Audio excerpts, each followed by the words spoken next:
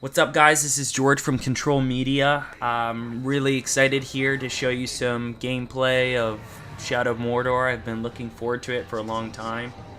But before I get into anything too specific, I'm going to let you guys enjoy this fight I had here with a captain. It was a lot of fun. It took a while to put him down, but here we go.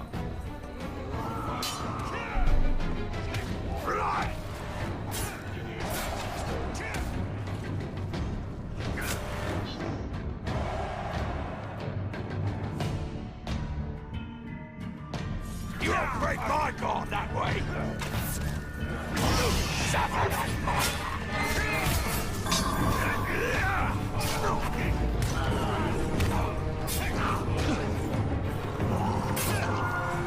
A worthy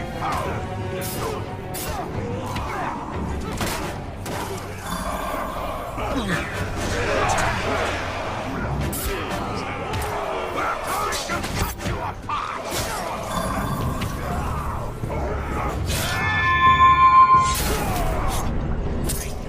Keep your eyes open for tricks!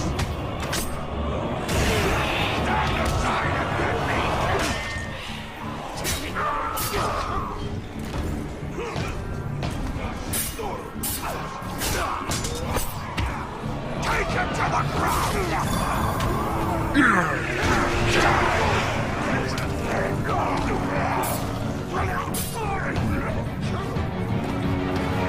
We will hide your corpse from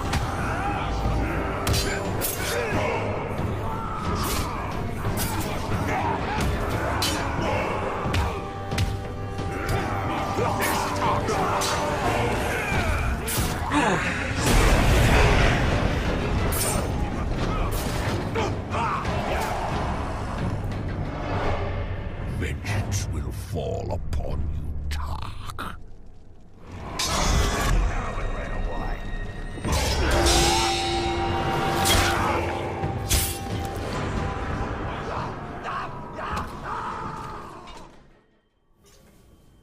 So one of the first aspects of the game I want to talk about is the free running.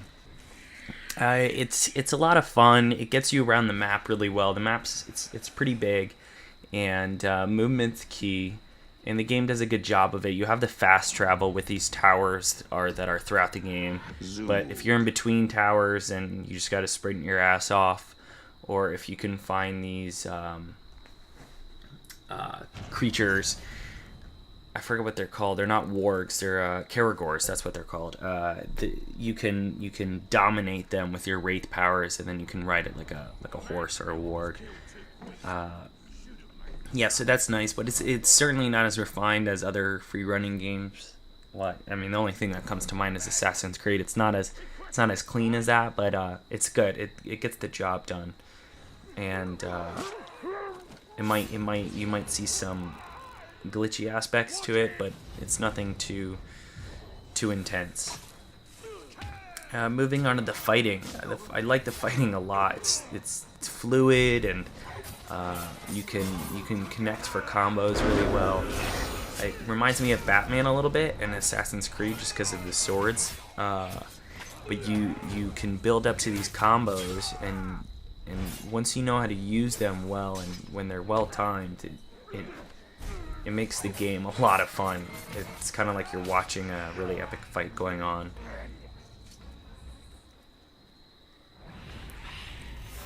Yeah, you get a bow, and that's pretty fun. Once you upgrade it some more, you can do different stuff with it. I think you can shoot 2 arrows at once, and I know there's another upgrade where you can shoot someone in the leg and it'll pin them down instead of kill them, which is pretty cool. Moving on to the open world aspect of the game, it's pretty awesome. It's really open. You know, it's really vast. It's like a sandbox. There's a lot of things to do. It's certainly not as in depth and detailed as games like Skyrim or Oblivion, but it's not supposed to be that kind of game. And I'm kind of glad it's not as detailed as that. You don't need to pay attention to too many things. But you'll stumble across some some random event and you might want to participate in or just like run away from it, which is really cool. It leaves it up to the player, and I enjoy that. And I just like going into that a little more. I think what I mean is that this is the kind of game where if you aren't really doing that well on the story missions and like, you know, the bigger missions that pertain to the game, or the campaign rather, you can step away from that and just kind of try to upgrade your guy more and get him more power and just become a better fighter, and then you can go back into the missions like what I'm doing right now. I want to take out this captain here, and he's got a lot of guys with him, so the fight kind of starts off a little crappy, but it builds up to something pretty epic, and it was a lot of fun, so I wanted to make sure I included it in my playthrough here. So you'll see me trying to connect for combos here. I land some pretty good hits, and you'll see his sword start to glow once I get enough combo hits, but if I get hit, it negates everything. So you have to build it back up again. So more along the fighting discussion, I think it's if you get this game, just notice you're going to be unlocking a lot of different aspects to your fighting. Like, you know, you get a lot of moves for your repertoire and combos and upgrades, and you unlock runes, and the runes you attach to your weapons that give you better results from your kills. And I don't know, it's pretty in depth, the upgrading system, and you have to be conscious of what you've purchased and what you have at your disposal. And I try to use everything. I try to use a lot in these videos. I have these daggers I've gotten recently that he can throw, like right there.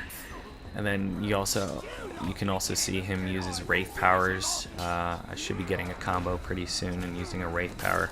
I got two right now. One is he'll punch the ground, and everywhere around him will like get damage. Everyone around him will get damage. And then there's the one-hit kill super move, which is that right there. That one's a lot of fun because it just immediately puts someone down, and in a really cool way.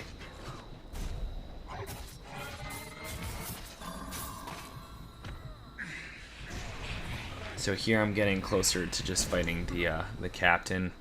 I break his shield here, and then I'm trying to finish off his last two little minions.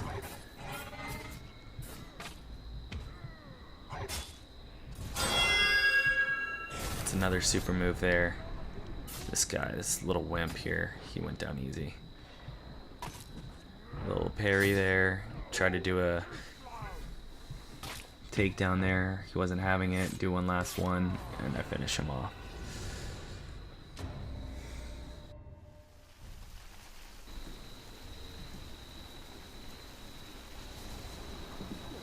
So the last thing I want to talk about in this game is the Nemesis system that Monolith came up with. It brings a new aspect to the RPG world, and that is that dying matters now, and it's really cool because it's a fresh approach to a game like this that I haven't seen before. What I mean by dying matters is that, I'll give you an example in this game. Like the video before this where I killed that captain. Let's say that captain killed me. That captain would go on to rank up in the Saruman army. He'd become more powerful. He'd gain more followers. He'd have more strengths than weaknesses. And he'll remember me. He'll remember I almost killed him and I left him with scars. And he'll be kind of bloodthirsty about that.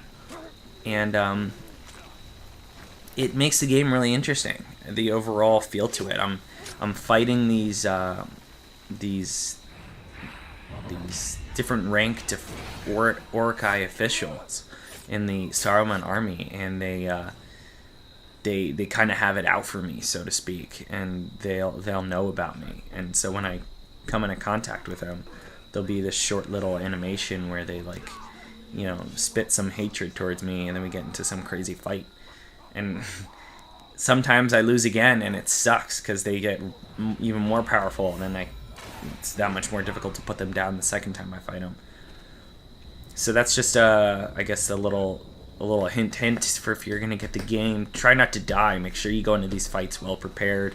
Know your what you got in your trick bag, and try to know you can get intel on these captains and the different guys in the army, and it'll tell you what their strengths are and what their weaknesses are.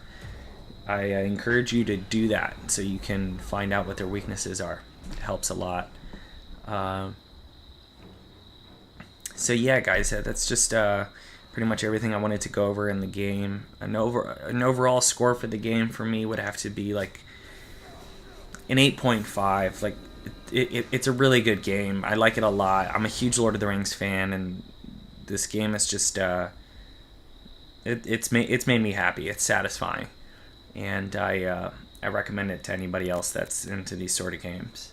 Again, thanks for watching. ControlMedia here, George, and I'll be talking to y'all later. Peace.